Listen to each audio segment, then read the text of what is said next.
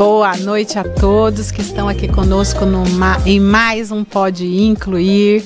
E lembrando a vocês, antes da gente começar o programa, nos sigam aí nas redes sociais. Estamos no Instagram, no X, no Facebook e agora uma super novidade, também estamos no Spotify. Dá para ouvir no carro, agora não tem mais desculpa para não ouvir o Pode Incluir, hein? Então estamos agora ao vivo, né, no YouTube. E, por favor, siga aí nosso canal, você que ainda não é inscrito, se inscreva, dá aquela curtida, é importante pra gente. E, por favor, compartilhe com pelo menos mais 3 pessoas, porque esse conteúdo é muito importante, vai impactar e vai promover a inclusão, que é o objetivo maior aqui do nosso podcast. E agora a gente vai para nossas convidadas especiais de hoje. A doutora, posso chamar de Magui? E a Beatriz, eu chamo ela de Bia, tá, gente? Porque é Bia. E elas estão aqui hoje representando, né? E vão contar um pouquinho pra gente da história do Centro Ann Sullivan Brasil. Sejam bem-vindas, meninas. Se vocês quiserem se apresentar. Bom, eu sou a Magui, né? Sou psiquiatra e coordeno o trabalho do Ann Sullivan já há 26 anos. Né? E a Beatriz? Sou a Beatriz, assistente social do Centro Ann Sullivan. Maravilhoso. 26 anos já? 26 anos, Lena. Quando eu conheci o Ann Sullivan assim, mais profundamente, para quem não sabe, o Centro Ann Sullivan, ele foi criado no Peru, né?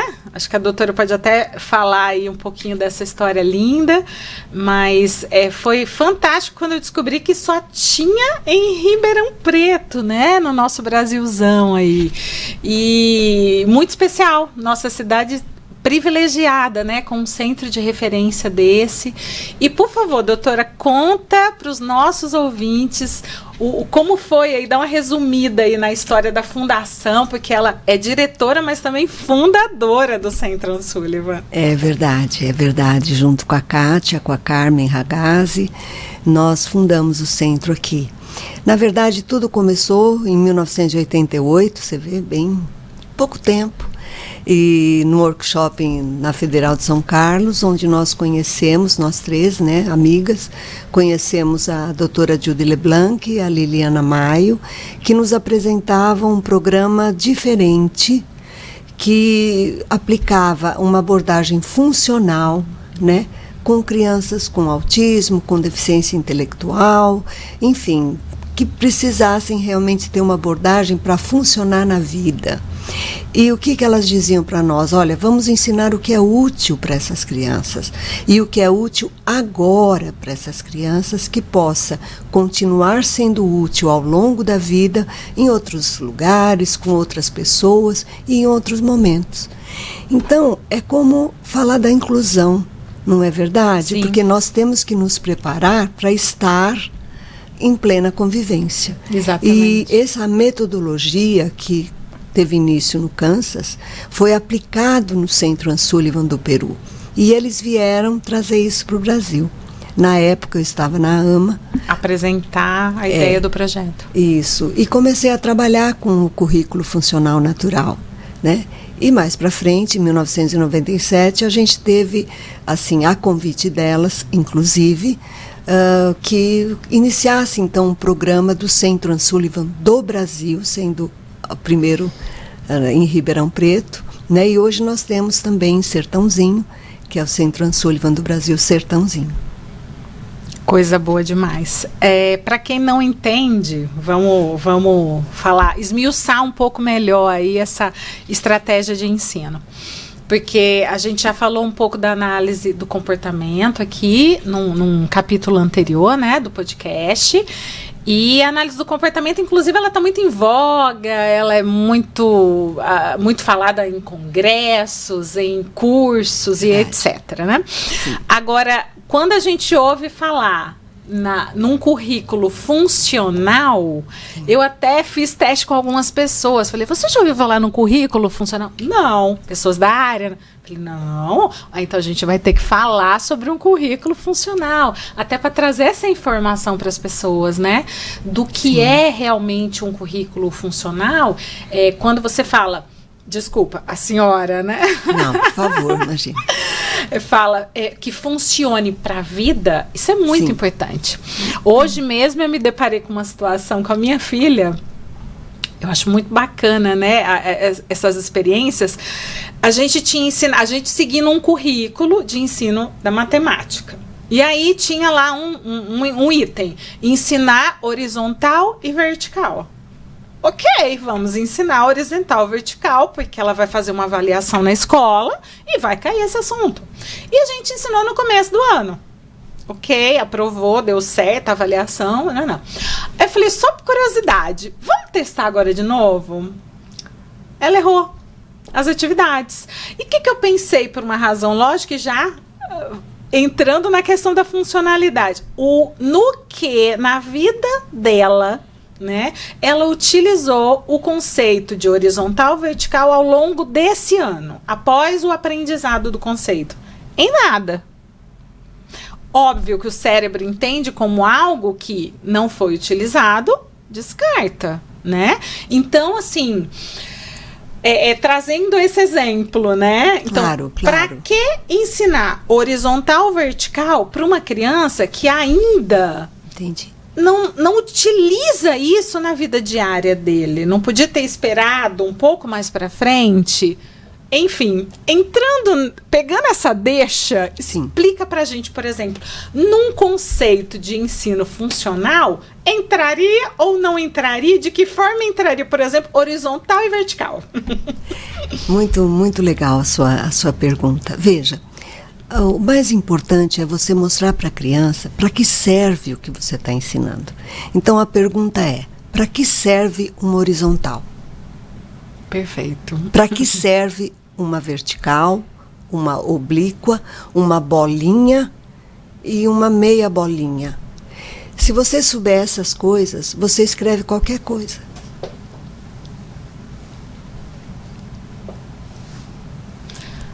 Assim, o pontilhado que forma as letras. Então veja, né?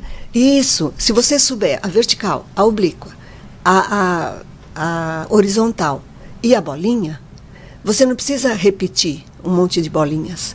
Você já diz, olha, fazendo isso, olha, aparece seu nome. Sim. Olha que legal. Na verdade, horizontal, vertical, entra, por exemplo, na estrutura do nome da criança. Sim, exatamente. E aí vira funcional. Aí fica funcional. Então, Então, sempre você tem que... Quando a gente diz ensinar o útil agora, é você, por exemplo... Nós vamos fazer às vezes as pessoas dizem assim, currículo funcional natural é para a vida adulta, porque o currículo funcional natural é um monte de atividades. O que a gente faz no currículo? A gente usa sim as atividades porque elas são reforçadoras naturalmente. Por exemplo, eu vou fazer uma gelatina aqui, ok? Eu aprendo a fazer uma gelatina, mas quando eu faço uma gelatina, o que está embutido como conceito e habilidade ao fazer uma gelatina? Está embutido o conceito de cor, de quantidade, uma situação que precisa ser refrigerada ou não, o frio e o quente. Então eu começo, através de uma atividade vivenciada por aquela criança, eu começo a ensinar conceitos matemáticos, que fazem sentido, conceitos de ciência, entendi, né? Conceitos de segurança pessoal, porque você vai ao fogo. Então, é reforçador? Naturalmente, sim. Sabe por quê? Porque ela come a gelatina no final. Sim. E ela diz, nossa, me interessa muito saber isso. Isso me interessa, porque, olha, eu construí uma coisa que é reforçadora naturalmente, agora e ao longo da minha vida. E esses conceitos de quantidade são simplesmente, vamos dizer assim, construídos E não dá para esquecer muito, porque a gelatina é muito gostosa. E passa a fazer sentido a partir do momento que encaixa numa situação de vida diária. Sim. Então, se eu estou ensinando, por exemplo, os números. Sim. Aí eu vou... Se a criança mora num prédio, por exemplo. Sim. Os números estão no elevador. Sim. Né? Tem um número de rua, então, que é a casa dele. Sim. E o que seria mais importante? Contar ou entender que alguns números te representam? Qual é o número que te representa? Senhora sempre me pega com isso, não faço ideia. Não, veja. Outro dia ela me perguntou qual a letra mais importante do alfabeto. Meu cérebro ficou queimando. Até eu descobrir que era a letra E. E por que Vamos descobrir o número agora. Vamos discutir. Que número você usa? Que eu uso mais? Não sei. Em você, que número você vai no shopping? O número que eu visto, não posso falar. Tem coisas que é melhor não dizer realmente. M. Mas você pode dizer o número do seu sapato? 36. Então. Facilitou. Olha como facilita, não é?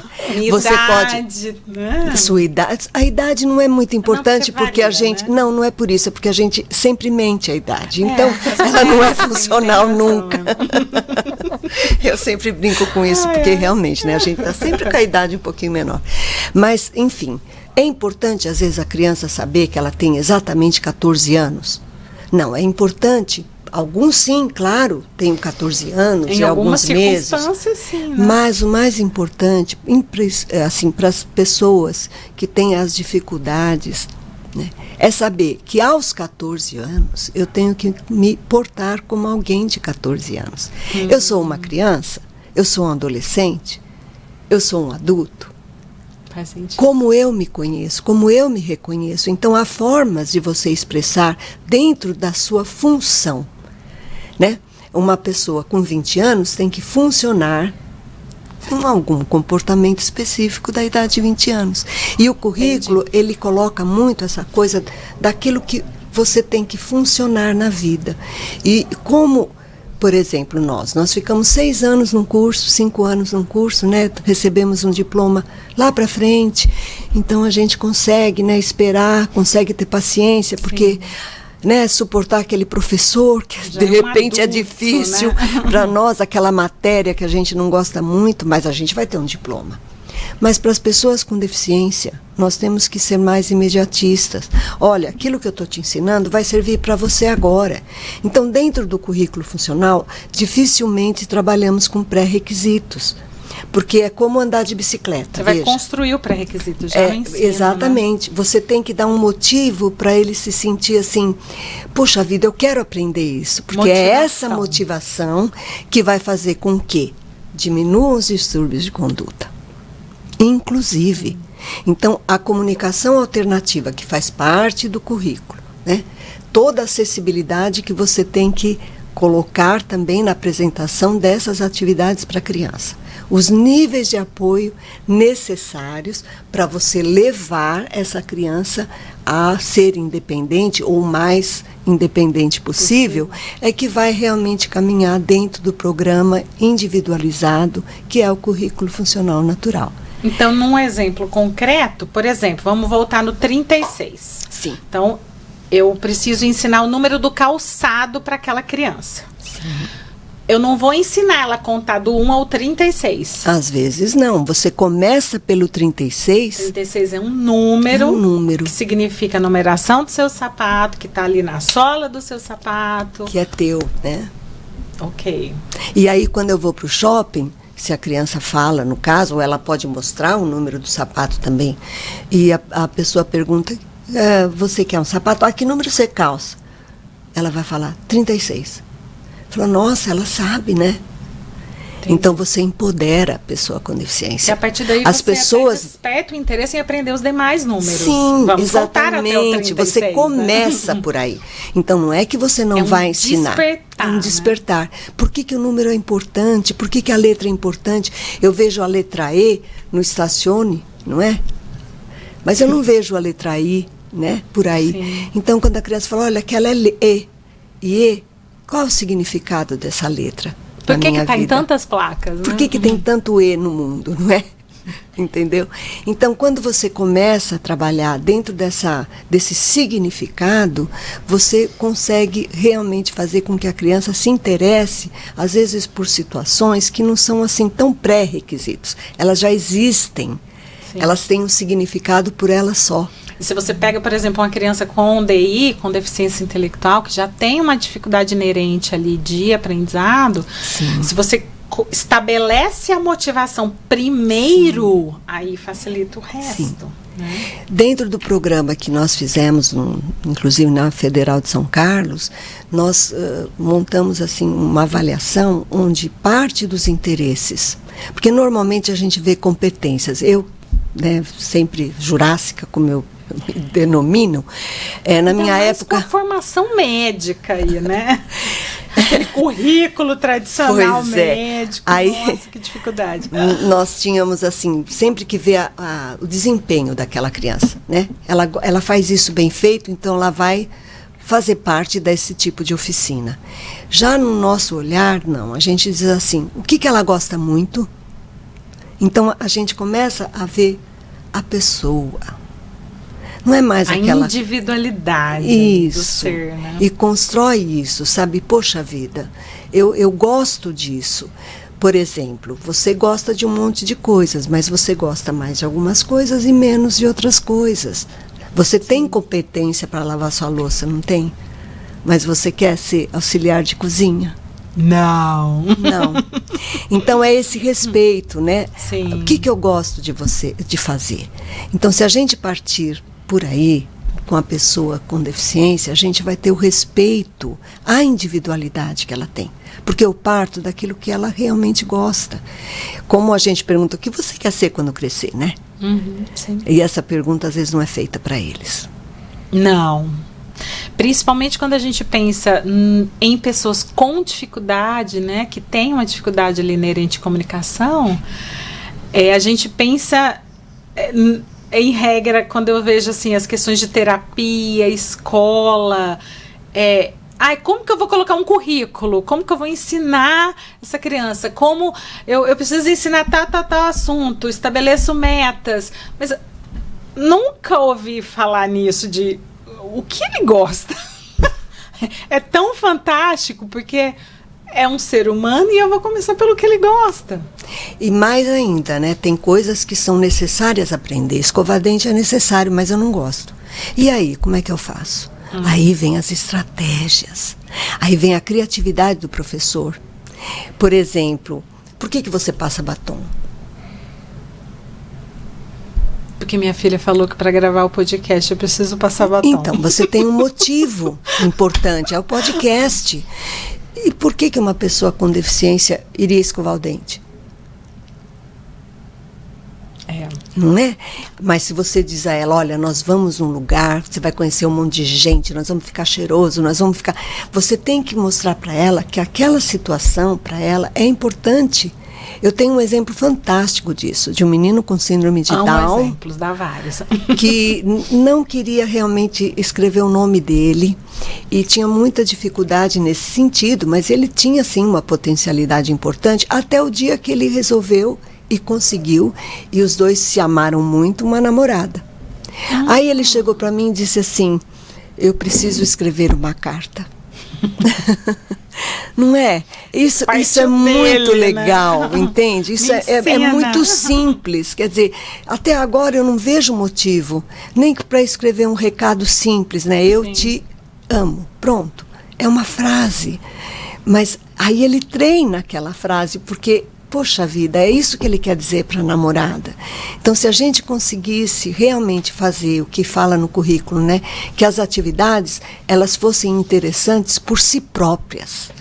Não porque eu acho que ele tem só que aprender. Que aprender isso. Entendeu? Mas eu faço com que aquela atividade tenha um significado, vai realmente fazer com que essa criança cresça e fique empoderada. Sim. Protagonista da própria vida. Do futuro dela. É isso. Agora, por exemplo, então, entendendo que esse currículo funcional, ele tem que ser necessariamente individualizado. Sim, claro.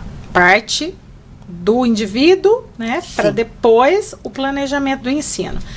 Como fazer isso no Centro Sullivan, atendendo a quantidade de crianças que vocês têm hoje? Perfeito. Fala um pouquinho sobre esse número, inclusive. Olha, inclusive, assim, hoje nós temos 5 salas no Centro Sullivan, é uma instituição muito pequenininha.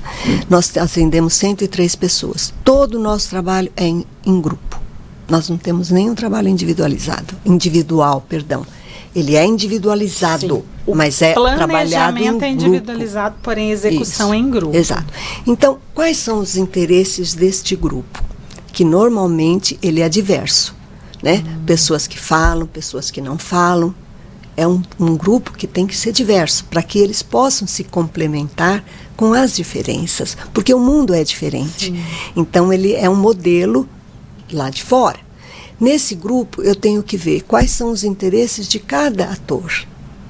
E aí eu começo a dizer, olha, num grupo de comunicação, que é a nossa primeira atividade, tem um monte de gente aqui que gosta de coisas diferentes. Então, nós vamos colocar nesse painel tudo o que pode acontecer e nós vamos colocar tudo o que cada um gosta de fazer. E, logicamente, nesse grupo, nós começamos provavelmente com uma escrita, por exemplo, eles assinam o livro-ponto. Tipo assim, eu acabei de chegar, eu vou começar o meu trabalho aqui com o meu grupo. E é nesse primeiro grupo de comunicação que a gente estabelece... Que apareceu aí. Que a gente estabelece o que cada um gostaria muito de aprender e o amigo tem que esperar o que o outro deseja aprender.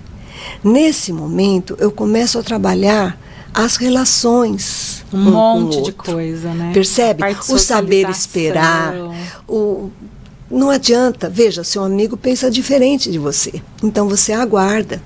Nós também unimos pessoas que falam e pessoas que não falam. Então, quando o menino me apresenta um PEX, né, que é uma figura de comunicação, ela vai apresentar isso para o grupo. E o grupo vai ter que conversar com ela em cima daquela forma de comunicação, que é uma forma diferenciada, não é mais oral. Então, é nesse conjunto que eu consigo fazer com que uma criança ajude a outra.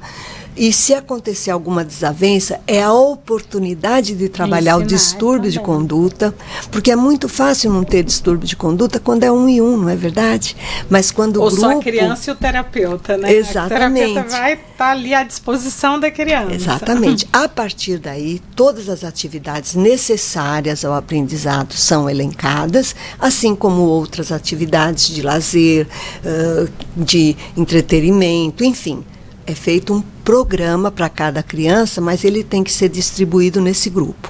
Concomitantemente, nós temos a escola de família 1 vez por semana. Esses pais têm que observar o trabalho que é feito com os meninos. Se a mãe tem dificuldade de fazer esses trabalhos em casa, ela é convidada a entrar no grupo e participar para que ela se sinta assim empoderada também para poder lidar com as situações que são difíceis para ela. Né? Esse grupo acontece 1 vez por semana de modo virtual, porque nós encaminhamos todas as atividades para os pais, e de modo presencial, onde é feita toda a orientação. 1 vez por semana eles vão para a comunidade para fazer aquilo que aprenderam. Por exemplo, prática, exatamente, eu aprendi, maior, mais ampla. Sim, eu aprendi um numeral, então eu vou lá naquela lanchonete, porque eu vou aprender a fazer um troco na vida real. Ah, mas como que eu vou saber fazer um troco? Veja, se uma bala custa R$1 e eu vejo que R$5 me trazem 5 balas, eu começo a perceber que o 5 é mais importante que o 1. É maior. Não é? Tem mais quantidade. Sim. Então, nessa vivência externa, eu consigo ver realmente, generalizar esse aprendizado para que ele não fique só dentro dos muros da instituição.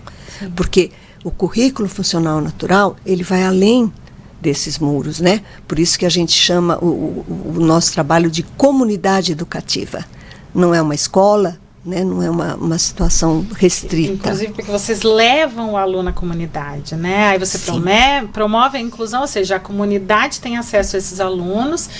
E, por exemplo, se vai numa cantina ou numa lanchonete aprender a ter o troco, a própria atendente vai aprender, né, como conversar pausadamente, a postura que ela tem que ter para atender uma pessoa com deficiência. E aí você trabalha uma coisa até mais ampla, né, do que só o aluno. E reconhecer que existem outras formas de falar.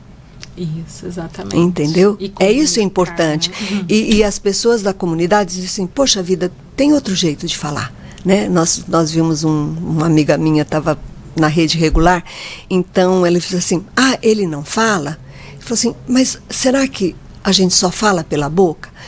Quando você está com fome, o que acontece com você? Meu estômago ronca. Então seu estômago fala também.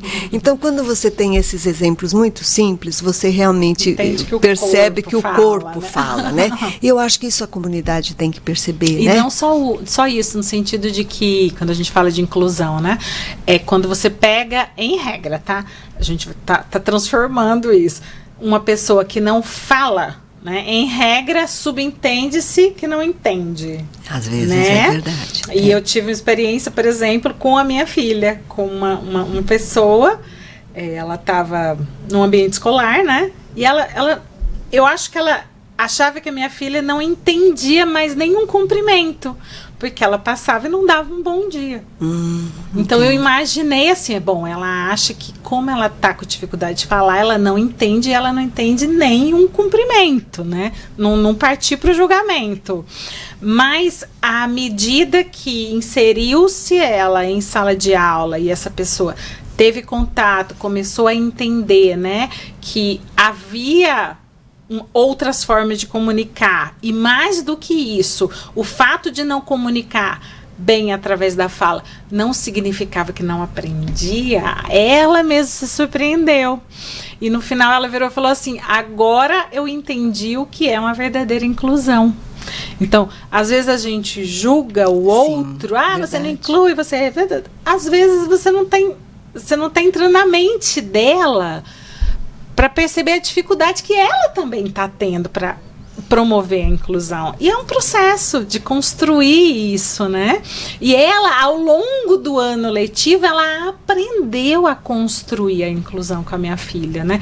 E eu imagino que isso agora ela vai tirar de letra com qualquer outro aluno, né? Mas esse construir, se a gente não...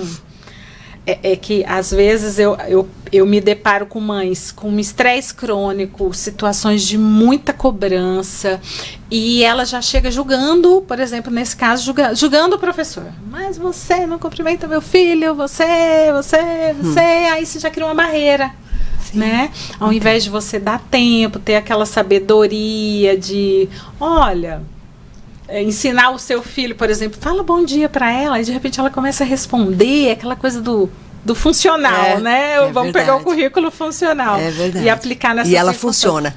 E funciona, né? E funcionou. Então, é fantástico, né? A gente ter essas percepções da funcionalidade, porque muitas vezes eu já me deparei com muitos gráficos da minha filha, aprendeu isso, aprendeu aquilo, aprendeu isso. Aí, por exemplo, vinha lá, aprendeu 5 cores. Legal. Pega um lápis rosa. Letícia, que cor é essa? Não tinha resposta. Aprendeu. Bom, aprendeu através de uma figura que uma bolinha pintada de rosa era rosa. Ok. Mas ela não aprendeu que a blusa é rosa, que o lápis é rosa, e que o rosa tá aqui, na vida, né? Lena. A funcionalidade do rosa. É muito legal o que você está falando, por isso que cada conceito ele tem que estar em diversas atividades. E às vezes uma atividade tem muitos conceitos. Então, quando eu olho dessa forma, por isso que você tem que sair. Por exemplo, quer ver, você vai fazer uma gelatina. Então, você vai usar 3 cores, tá? Quais são as cores importantes, né? Para nós. Sim. O vermelho, o verde e o amarelo. Né? Que cores são essas? São as... O semáforo. Lógico.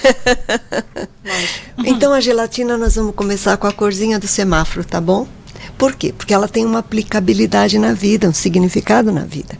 Então, aquela criança tá vendo verdinho, o vermelho e vai fazer aquela gelatina. São 3 cores.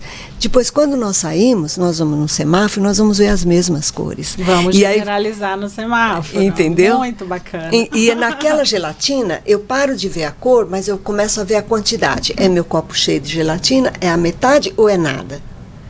Né? Então, a mesma atividade te dá diversos conceitos, assim como aquele conceito, ele também existe em diversas situações na vida. Sim, associado a isso, veja, quais são os pilares do trabalho no currículo funcional? É a família, e não só a família para que oriente. Nós temos uma parceria maravilhosa com a UNAERP, onde a professora Luceli... A UNAERP, para quem não sabe, é uma universidade aqui em Ribeirão Preto. Isso. E também a Larissa, que é da fisioterapia. Nós temos parcerias, eles nos ajudam. Elas fazem grupos com os pais, sabe? Grupos de apoio, né? Para que eles tenham um lugar para falar aquilo que eles sentem. Sim. Então... isso, nós temos o projeto É Preciso Saber Viver, onde nós dedicamos assim um dia, pelo menos, né, Beatriz, ao seu projeto. Né? Nós temos um outro projeto que é, como é que é? Cor de Rosa Choque. Cor de Rosa Choque, tipo assim, que é o empoderamento da mulher. Não me provoque, mães, não me provoque. E nós trabalhamos isso com os pais, né? Olha, o que você precisa, tá? Então, não é só orientar o pai tem que fazer, o pai tem que fazer. Cobrar o pai, né? Sim. Vou te dar obrigações. Sim. Não tem como, né? Eu preciso estar bem para fazer, tá? Sim. Então, a gente dá muito apoio. A funcionalidade entra até com os pais, né? Então, comunidade, família, o estudante e uma coisa fantástica, equipe técnica. Nós não podemos esquecer da equipe, porque a equipe é a alma de uma instituição. A equipe tem que estar bem. E por isso, sexta-feira, nós não temos estudantes no Ansullivan, porque é o dia inteirinho na equipe, né? Dedicado na equipe. O que deu certo, o que não deu certo. Bia, fala pra gente, é o coração da equipe, o cérebro, o que mais? Então é isso, sabe? Eu acho que quando você valoriza, enfim, a inclusão dessa pessoa à vida, né? Você trabalha num lugar onde as coisas têm muita chance de darem certo, porque todo mundo tem o seu momento. Lógico. Tá? Somos seres humanos, acima de tudo. É isso. E maravilhoso, né, o trabalho do Ansullivan, como o Ansullivan trabalha, essa funcionalidade, foi algo fantástico para a gente compartilhar, até para que essa informação se expanda. Mas fala um pouquinho agora, Bia, a questão recursos, a gente sabe que atender 105 crianças? 103. 103 crianças, isso não custa pouco, né? Como que é você que está focada aí nessa parte de angariar fundos, né? Conta um pouquinho pra gente como que está hoje, como que o pessoal pode ajudar. Hoje a gente tem uma parceria com a Secretaria Municipal da Educação, que é a política preponderante de financiamento do nosso trabalho. Mas não cobre todas as despesas, né? Então, a gente precisa fazer projetos para captação de recursos. Então, são projetos que a gente apresenta em editais, eventos sociais para essas captação de recursos, parcerias com as universidades também é uma forma de captar recurso, né? Porque você minimiza a contratação de colaboradores. Você reduz o seu custo, né? Tem os clubes de serviços, os Rotaries, maçonarias, os Lions, que também promove ações beneficentes para apoiar a instituição. E ainda as parcerias com empresas, né, que também é extremamente fundamental para a continuidade dos nossos trabalhos e serviços. Também ainda existem as campanhas Dia de Doar, que é o movimento nacional. Que teve inclusive... Foi há pouco tempo, sim. Tem a possibilidade da destinação do imposto de renda. Não é uma doação, né? Porque, Até quando? Até dia 28 de dezembro. Então, aí, empresários, por favor, 28 de dezembro, hein? Empresários que operam com lucro real, 1% da destinação de todo o seu lucro real. E pessoas físicas, a destinação é 6%. A gente fala e enfatiza que é uma destinação porque você vai fazer recolha desse imposto. Então, por que não antecipar a alíquota, escolher o Centro Sullivan para destinar esse imposto retido na fonte, exatamente, né? Um baita trabalho lindo, e investir, né? No nosso trabalho. Social, é um investimento social. E isso é importante hoje, as empresas terem essa bandeira, né? De apoio socioambiental. Fala-se muito do ambiental, mas, gente, tem que ter uma questão aí socioambiental, né? Sim. Porque o planeta é importante, mas os seres humanos também são muito importantes, né? Esse olhar, né? Essa questão da olhar o ser como alguém individual e alguém que precisa ali de acolhimento, né? Sim. Então, são várias formas de contribuir e ajudar com a nossa instituição, né? Você pode investir desde o quanto você pode doar, o que pode doar seu trabalho voluntário também, porque isso também é muito importante para nós. A gente tem um departamento, um setor da Nota Fiscal Paulista também, que é uma forma de a gente ampliar nossas receitas de recurso próprio. É fundamental. Tem que lançar muita nota, muito trabalho. Tem que lançar muita nota. Verdade. É muita nota mesmo. Você quer ser voluntário, não se esqueça do Centro Sullivan. É isso aí. Então, a gente também tem uma turma de 7, 8 pessoas colaboradoras com a gente, trabalhando intensamente nesse projeto. Tem trazido resultados significativos para nós. Coisa boa. E ainda, como eu falei, né, a maçonaria tem apoiado a Sullivan numa forma de fazer doação de matinais também todos os meses. Contribuir com o lanche das nossas crianças. Café, leite, bolacha. De uma forma que eles também conseguem se organizar, que também contribui dessa forma, né? Tudo é contribuição, tudo. Seja no doar o tempo, doar material, alimento, no caso, sim. Né? Ou doar financeiramente falando mesmo. Até na Aerostore também. Aí agora tem um projeto que a gente fez de parceria recentemente, é uma loja que chama Aerostore. Sou cliente lá, hein? É cliente? Oba! A pessoa compra conosco na Sullivan um voucher de R$100. Na loja tem um bônus de 20. Então, você compra um produto por R$120. E nessa venda de 100, a Sullivan ganha R$30 para cada venda. Volta bem, né? Volta bem. Todo mundo sai ganhando. Todo mundo sai ganhando. E é legal você falar isso, porque às vezes tem algum empresário ouvindo e ele pode bolar algo assim, que tem uma identificação com a marca dele, com o produto dele, sim. Né? Assim, não necessariamente isso, mas algo que se encaixe, que, enfim, todos ganham. São, né? Todas as lojas, né, que vão ajudar, né? São todas as lojas. Hoje em Ribeirão Preto tem 8 lojas, parece que também está expandindo para a região. Bacana. Então, são bom. Todas as unidades que estão fazendo esse movimento social. Inclusive em Sertãozinho tem a mesma loja, né? Aí, bacana, o Centro Sullivan entrando lá, né? Tem uma outra possibilidade também. Final de semana que passou, a gente recebeu uma premiação de um torneio de beach tênis. Então, assim, como é que se organizou tudo isso? A gente tem uma digital influencer, a Helena Pesce. Então, ela participou dessa organização, beneficiou o Centro Sullivan. Então, as pessoas faziam a inscrição, ao invés da pessoa que ganhou o torneio ser premiado com o recurso, doa o prêmio para a instituição. Muito bacana. E outra ideia muito legal. Porque acontece torneios de várias categorias, né? Futebol, jiu-jitsu, com várias empresas patrocinando. Com várias empresas patrocinando. Uns prêmios bons, né? Vamos destinar aí, gente, pro social aí da cidade. Sem falar no Pintando uma Boa Ação, né? A gente também tem um projeto que ainda está assim, na fase de captar doações, que é o projeto Pintando uma Boa Ação. A gente deseja pintar toda a instalação da Sullivan do ambiente externo e interno, porque a gente também entende que um ambiente com a estrutura limpa causa bem-estar para todos naquele ambiente, né?